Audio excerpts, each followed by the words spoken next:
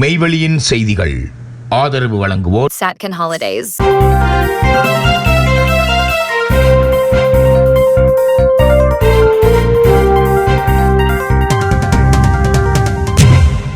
வணக்கம். மெய்வெளியின் செய்திகள் வாசித்தளிப்பவர் சாம் பிரதீபன். முதலில் இலங்கை செய்திகள்.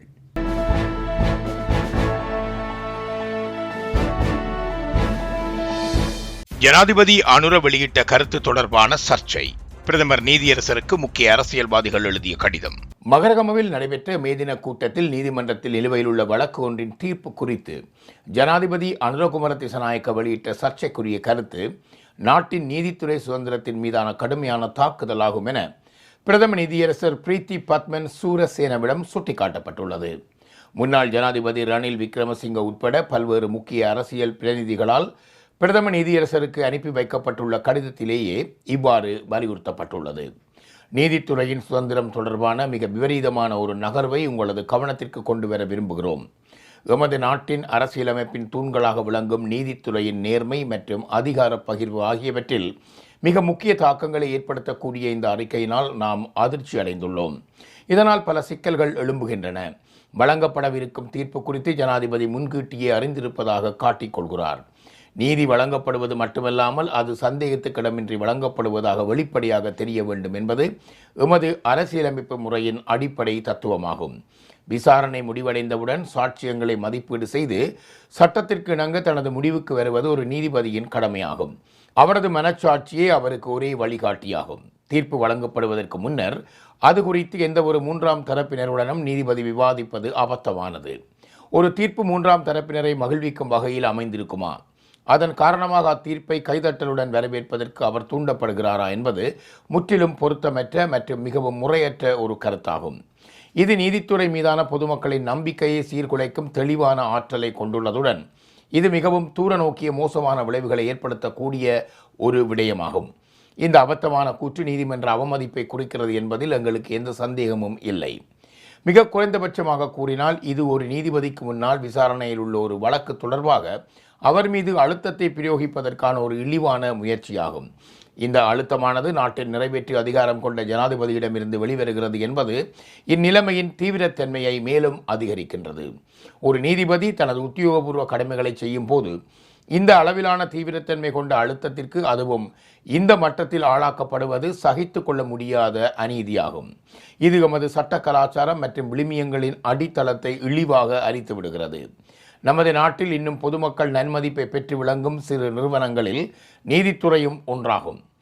ஒரு இயங்கும் ஜனநாயக கட்டமைப்பிற்குள் இத்தகைய கொடூரமான தாக்குதல்களில் இருந்து நீதித்துறையை பாதுகாப்பதற்கு எமது கூட்டு சக்தியால் இயன்ற அனைத்தையும் செய்வது எமது உறுதியான தீர்மானமாகும்.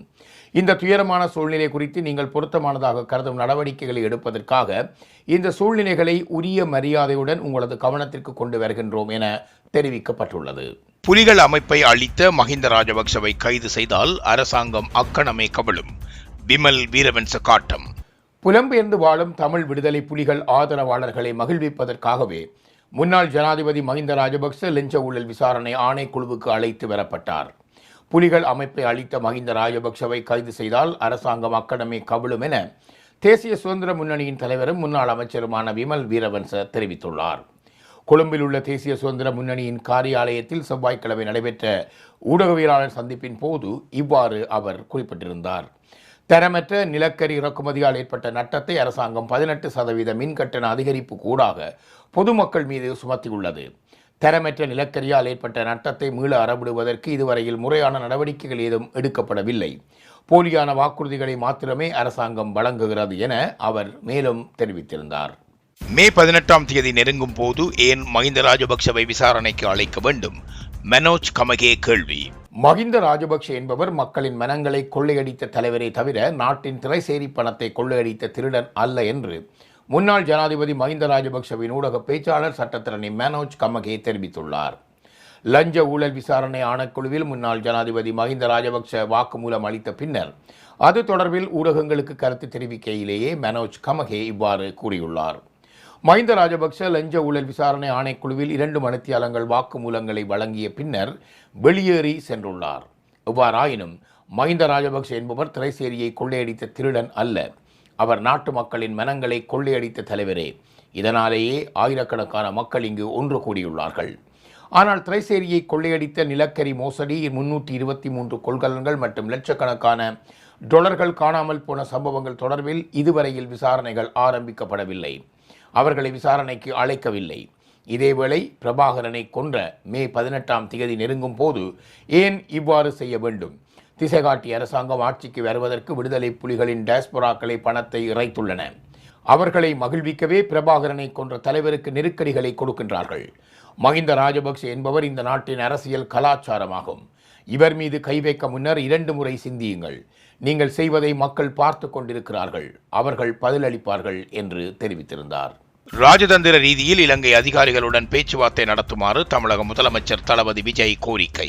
இலங்கை பாதுகாப்பு படையினால் கைது செய்யப்பட்டுள்ள தமிழக மீனவர்களை உடனடியாக விடுவிப்பதற்கு பொருத்தமான ராஜதந்திர ரீதியில் இலங்கை அதிகாரிகளுடன் பேச்சுவார்த்தை நடத்துமாறு தமிழக முதலமைச்சர் தளபதி விஜய் இந்திய வெளிவிவகார அமைச்சரிடம் கோரிக்கை விடுத்துள்ளார். இந்திய வெளிவிவகார அமைச்சருக்கு கடிதம் ஒன்றின் ஊடாகவே அவர் இந்த கோரிக்கையை முன்வைத்துள்ளார். தமிழக முதலமைச்சராக அண்மையில் பதவியேற்ற தளபதி விஜய் இந்திய மத்திய அரசாங்கத்தின் வெளிவிவகார அமைச்சர் கலாநிதி ஜெய்சங்கருக்கு அனுப்பியுள்ள கடிதத்தில் பல விடயங்களை வலியுறுத்தியுள்ளார். இன்று இலங்கை கடற்படையினரால் படகுடன் கைது செய்யப்பட்ட மண்டபம் பகுதியைச் சேர்ந்த 6 மீனவர்கள் குறித்து அமைச்சரின் விசேட கவனத்திற்கு கொண்டு வந்துள்ளார். ஏற்கனவே 54 இந்திய மீனவர்கள் இலங்கை சிறைகளில் தடுத்து வைக்கப்பட்டுள்ளனர் என்பதை அவர் சுட்டிக்காட்டியுள்ளார். இலங்கையிடம் தற்போது 264 இந்திய மீன்பிடி படகுகள் தடுத்து வைக்கப்பட்டுள்ளதாக அவர் தனது கடிதத்தில் சுட்டிக்காட்டியுள்ளார். தடுத்து வைக்கப்பட்டுள்ள மீனவர்களையும் அவர்களது படகுகளையும் உடனடியாக விடுவிப்பதற்கு தேவையான நடவடிக்கைகளை ராஜதந்திர ரீதியில் முன்னெடுக்குமாறு முதலமைச்சர் விஜய் இந்திய வெளிவிவகார அமைச்சரை கேட்டுக்கொண்டுள்ளார். தமிழின படுகொலை வாரம். தமிழர் வாழும் தேசமெங்கும் உணர்வு பூர்வமாக கஞ்சி வழங்கி ஆரம்பம். 2009ஆம் ஆண்டு தமிழ் மக்கள் கொத்து கொத்தாக கொன்றொழிக்கப்பட்ட தமிழின படுகொலை வாரம் மே 12 முதல் 18 வரை வடக்கு கிழக்கு உள்ளிட்ட தமிழர் வாழும் தேசமெங்கும் உணர்வு பூர்வமாக நினைவு கூறப்பட்டு வருகின்றது. அந்த வகையில் முள்ளிவாய்க்காலில் கடந்த 2009ஆம் ஆண்டு இறுதி யுத்த காலத்தில் இலங்கை அரசின் திட்டமிட்ட தாக்குதல்கள், பொருளாதார தடைகள் என மக்களுக்கு உணவு, மருந்து என எதையுமே கிடைக்க விடாது தடுத்து உச்சக்கட்ட தாக்குதல்களை நடத்திய போது மக்களின் உயிர்காக்க பல்வேறு தொண்டு நிறுவனங்கள் வழங்கிய உப்பு கஞ்சியே பலரின் உயிர்காக்கும் உணவாக மாறியிருந்தது. இதனை விடவும் இந்த கஞ்சியை பெற்றுக்கொள்ள வரிசையில் நின்றவர்கள் மீது கூட திட்டமிட்டு அரசு நடத்திய தாக்குதலில் பலர் உயிரிழந்திருந்தனர். இந்த வரலாற்று உண்மைகளை உலகிற்கு சொல்லவும், எதிர்கால சந்ததிக்கு இந்த வரலாறுகளை எடுத்துச் சொல்லவும் இந்த தமிழின படுகொலை வாரத்தில் முள்ளிவாய்க்கால் கஞ்சி பரிமாறும் செயற்பாடுகளும் முன்னெடுக்கப்படுகின்றன. அந்த வகையில் தமிழின படுகொலை வாரத்தில் முதல் நாளான நேற்றைய தினம் முல்லைத்தீவு முள்ளியவளை சந்தி அம்மன் பகுதியில் முள்ளிவாய்க்கால் கஞ்சி காட்சி பரிமாறப்பட்டது. ஈழம் கவி முள்ளிவாய்க்கால் நினைவேந்தல் அகவத்தின் ஏற்பாட்டில் இந்த கஞ்சி பரிமாறும் நிகழ்வு நடைபெற்றது. இதன்போது கரைதுறைப்பற்று பிரதேச சபையின் உறுப்பினர் ஞா ஜீட்சன், கரைதுறைப்பற்று பிரதேச சபையின் முன்னாள் தவிசாளர் விஜிந்தன், பொது அமைப்புகளின் பிரதிநிதிகள், சமூக செயற்பாட்டாளர்கள், வர்த்தகர்கள் உள்ளிட்ட பலரும் கலந்து கொண்டு முள்ளிவாய்க்கால் கஞ்சி வழங்குகின்ற செயற்பாடுகளில் ஈடுபட்டிருந்தனர். பேராதனை பல்கலைக்கழகத்தில் பாலியல் துன்புறுத்தல், பேராசிரியருக்கு வாழ்நாள் தடை. பேராதனை பல்கலைக்கழக ஊழியர்கள் மற்றும் மாணவர்களுக்கு எதிரான பாலியல் துன்புறுத்தல்களை தடுப்பதற்கான வழிகாட்டுதல்களை நடைமுறைப்படுத்துமாறு அந்த பல்கலைக்கழகத்தின் செனட் சபைக்கு உயர் நீதிமன்றம் உத்தரவிட்டுள்ளது. அத்துடன் பல்கலைக்கழக வளாகத்தினுள் இவ்வாறான சம்பவங்களை தடுக்க உடனடி நடவடிக்கை எடுக்குமாறும் நீதிமன்றம் பணித்துள்ளது. பேராதனை பல்கலைக்கழக பல் மருத்துவ பீடத்தின் பீடாதிபதி பேராசிரியர் WA திலகரத்னாவிடம் முது தத்துவமானி பட்டத்தை பயின்று வந்த அதே பீடத்தைச் சேர்ந்த 2ஆம் தர விரிவுரையாளர் ஒருவரால் தாக்கல் செய்யப்பட்ட அடிப்படை உரிமை மீறல் மனு மீதான தீர்ப்பை அறிவித்த போதே உயர் நீதிமன்றம் இந்த உத்தரவை பிறப்பித்திருந்தது. நீதிமன்றத்துக்கு வழங்கப்பட்டுள்ள நீதி மற்றும் சமத்துவ அதிகாரத்தின் அடிப்படையில் இந்த தீர்ப்பை வழங்கிய உயர் நீதிமன்றம் பேராசிரியர் WA திலகரத்ன பல்கலைக்கழக கட்டமைப்பிலோ அல்லது ஏதேனும் உயர்கல்வி நிறுவனங்களிலோ எந்த ஒரு பதவியையும் அல்லது கௌரவ பதவியையும் வகிப்பதை தடை செய்தது. இது தொடர்பான உத்தரவை பல்கலைக்கழக மானியங்கள் ஆணைக்குழுவிற்கும் நீதிமன்றம் பிறப்பித்துள்ளது. உயர் நீதிமன்ற நீதியரசர்களான ஜனக் டி சில்வா, அச்சல வெங்கட்புலி மற்றும் பிரியந்த பெர்னாண்டோ ஆகிய மூவர் அடங்கிய நீதியரசர்கள் குழாம் முன்னிலையில் இந்த மனு விசாரணைக்கு எடுத்துக் கொள்ளப்பட்டது. பல் வைத்தியர் உதாரி அபேசிங்கவினால் தாக்கல் செய்யப்பட்ட இந்த மனுவில் முதலாவது பிரதிவாதியாக பேராசிரியர் WA திலகரத்ன பெயரிடப்பட்டிருந்ததுடன் பல்கலைக்கழக உபவேந்தர் மற்றும் செனட் சபை உறுப்பினர்களும் பிரதிவாதிகளாக குறிப்பிடப்பட்டிருந்தனர். செய்திகளில் இனி வருவன இந்திய செய்திகள். Discover the magic of Sri Lanka with Satkin Holidays. From breathtaking beaches to ancient temples, we offer curated travel itineraries for every kind of traveler.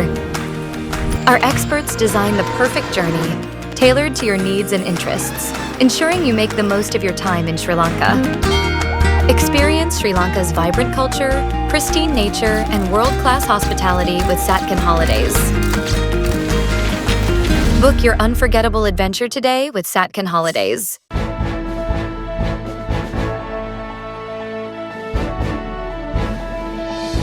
நம்பிக்கை வாக்கெடுப்பில் திமுக வெளிநடப்பு. தமிழக சட்டப்பேரவையில் நடைபெற்ற நம்பிக்கை வாக்கெடுப்பில் முதல்வர் விஜய் தலைமையிலான தமிழக வெற்றிக் கழக அரசு வெற்றி பெற்றது. அரசுக்கு ஆதரவாக 144 வாக்குகளும் எதிராக 22 வாக்குகளும் பதிவாகியிருந்தன. 5 பேர் நடுநிலை வகித்திருந்தனர். இந்த நம்பிக்கை வாக்கெடுப்பில் அரசியல் கட்சிகளின் தலைவர்கள் உரையாற்றியிருந்தார்கள். எதிர்க்கட்சியான திமுக நம்பிக்கை வாக்கெடுப்பில் இருந்து வெளிநடப்பு செய்திருந்தது. இதனை அடுத்து அரசியல் கட்சிகளின் தலைவர்களின் கருத்துக்கு முதல்வர் விஜய் பதில் அளித்திருந்தார். இதனை அடுத்து பேரவை 99 உள்விதி 5 கீழ் எண்ணிக்கணிக்கும் முறையில் வாக்கெடுப்புகள் நடத்தப்படும் என சபாநாயகர் JCD பிரபாகர் அறிவித்திருந்தார். இதனை அடுத்து சட்டப்பேரவை உறுப்பினர்களை 6 பகுதிகளாக பிரித்து கணக்கெடுப்பு நடத்தப்பட்டது. இதில் ஒவ்வொரு பகுதிகளாக ஒவ்வொரு உறுப்பினர்களின் பெயரையும் குறிப்பிட்டு சபாநாயகர் அழைத்திருந்தார். இதில் முதலில் தீர்மானத்தை ஆதரிப்போர் எழுந்து நிற்கும்படி கேட்டுக்கொள்ளப்பட்டது. அடுத்ததாக எதிர்ப்பு தெரிவிப்போர், நடுநிலைமை வகிப்போர் எழுந்து நிற்கும்படி கேட்டுக்கொள்ளப்பட்டனர். இதன் அடிப்படையில் நம்பிக்கை தீர்மானத்துக்கான வாக்குகள் எண்ணப்பட்டிருந்தன. இந்த தீர்மானத்தில் அதிமுகவில் எடப்பாடி பழனிசாமி தலைமையிலான அணி எதிர்ப்பு தெரிவித்த நிலையில் SP வேலுமணி தலைமையிலான அணி ஆதரவு தெரிவித்திருந்தது. வேலுமணி தரப்பில் Hari, S Kamaraj, C Vijayabaskar, KP Anbazhagan, Isakki Subbaiah, Kamaraj, Sathyabama, Leema Rose, Maragatham Kumaravel, Sukumar, Sekar, Dhileepan, Jaishankar, Natraj, Natham Viswanathan, மோகன், Ravi Manoharan, Rakesh, MR Vijayabaskar, KC Veeramani, Jayakumar, Arulmozhithevan, CV Shanmugam, Balakrishna Reddy உள்ளிட்டோர் அரசுக்கு ஆதரவு தெரிவித்திருந்தனர். முதல்வர் விஜயின் ஜோதிடருக்கு வழங்கப்பட்ட அரசு பதவி ரத்து. விஜயின் ஜோதிடர் ராதன் பண்டித் வெற்றிவேல் முதல்வரின் அரசியல் பிரிவு சிறப்பு அதிகாரியாக நியமனம் செய்யப்பட்ட உத்தரவு ரத்து செய்யப்படுவதாக தமிழக அரசு அறிவித்துள்ளது. இது குறித்து இன்று தமிழக அரசு வெளியிட்ட அறிவிப்பில் ரிக்கி ராதன் பண்டித் வெற்றிவேலை முதல்வரின் சிறப்பு பணி அதிகாரியாக நியமிப்பது தொடர்பாக பிறப்பிக்கப்பட்டிருந்த உத்தரவு இதன் மூலம் ரத்து செய்யப்படுகிறது என்று தெரிவிக்கப்பட்டுள்ளது. முதல்வர் விஜயின் ஜோதிடர் ராதன் பண்டித் வெற்றிவேல் முதல்வரின் அரசியல் பிரிவு சிறப்பு அதிகாரியாக நேற்றைய தினம் நியமனம் செய்யப்பட்டிருந்தார். இது குறித்து நேற்று தமிழக அரசு வெளியிட்டுள்ள அரசாணையில் தமிழக முதல்வரின் அரசியல் விவகாரங்களை கவனிப்பதற்கான சிறப்பு அதிகாரியாக ரிக்கி ராதன் பண்டித் வெற்றிவேல் நியமிக்கப்படுகிறார். அவர் பொறுப்பேற்கும் தேதியில் இருந்து இந்த நியமனம் அமுலுக்கு வரும். இதற்கான பணி விதிமுறைகள் மற்றும் நிபந்தனைகள் குறித்து தனியாக அறிக்கை வெளியிடப்படும் என குறிப்பிடப்பட்டுள்ளது. முதல்வர் விஜயின் ஜோதிடர் ராதன் பண்டித் சிறப்பு அதிகாரியாக நியமிக்கப்பட்டதற்கு திமுக, காங்கிரஸ், VCK, CPM, CPI உள்ளிட்ட கட்சிகள் கண்டனம் தெரிவித்திருந்தன. மேலும் இன்று சட்டப்பேரவையில் பேசிய தேமுதிக MLA பிரேமலதா ஜோதிடர் ராதன் பண்டித் நியமனத்துக்கு எதிர்ப்பு தெரிவித்திருந்தார். ஜோதிடர் ராதன் பண்டித் நியமனத்துக்கு எதிர்ப்பு வலுத்த நிலையில் தமிழக வெற்றிக்கழக அரசு அந்த உத்தரவை ரத்து செய்துள்ளது. செய்திகளில் தொடர்வன உலகச் செய்திகள்.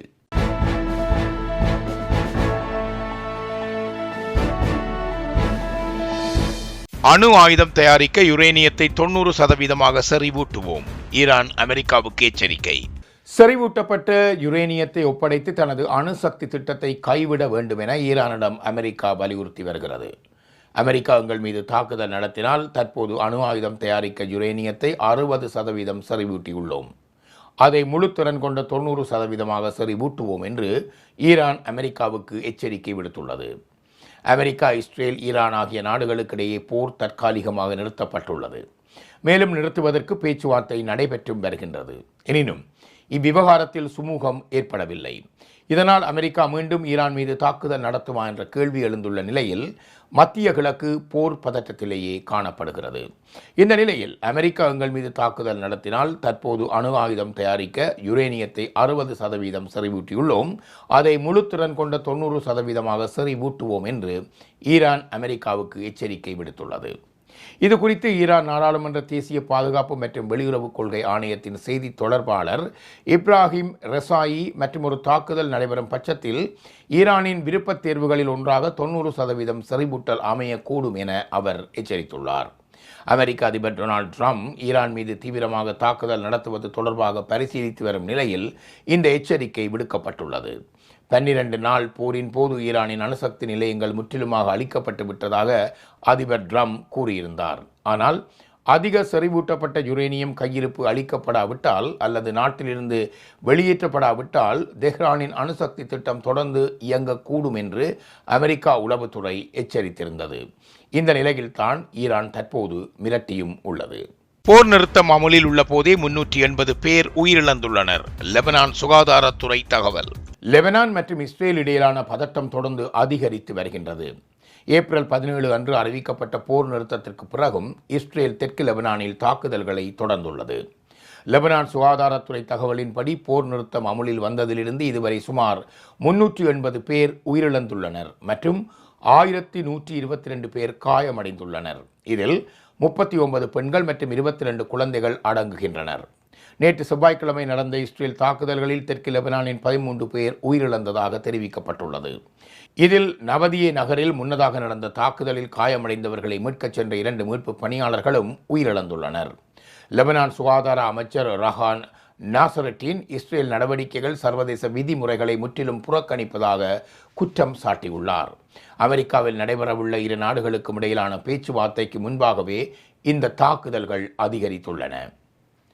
இத்துடன் மெய்வழியின் செய்திகள் நிறைவு பெற்றன. தொடர்ந்தும் எமது செய்திகளை பார்வையிட www.மெய்வழி.com என்ற எங்கள் இணையதளத்தை பார்வையிடுங்கள். அத்தோடு மெய்வழி ஆப்பையும் தரவிறக்கம் செய்து கொள்ளுங்கள். நன்றி.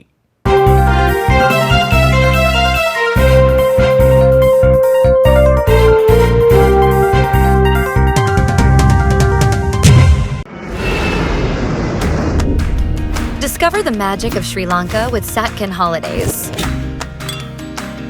From breathtaking beaches to ancient temples, we offer curated travel itineraries for every kind of traveler.